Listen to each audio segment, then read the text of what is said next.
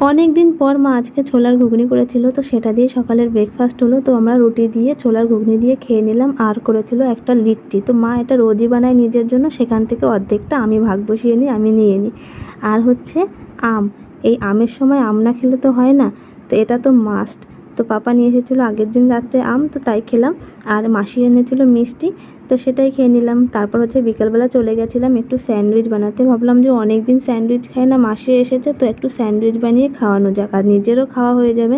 তো দেখো এদিকে পেঁয়াজ টেয়াজগুলো ফ্রাই করে নিয়ে তারপর সমস্ত মশলা টশলা দিয়ে তারপর হচ্ছে আলুটা সেদ্ধ করে রেখে দিয়েছিলাম, সমস্ত কিছু দিয়ে ফ্রাই করে নিলাম। পুরো রেসিপিটা আমি তোমাদের দেখালাম না।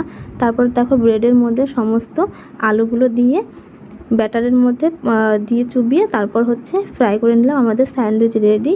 তো কেমন লাগলো কমেন্ট করে অবশ্যই বলো, ভালো লাগলে লাইক কমেন্ট শেয়ার করো। তো আজকের মতো টাটা।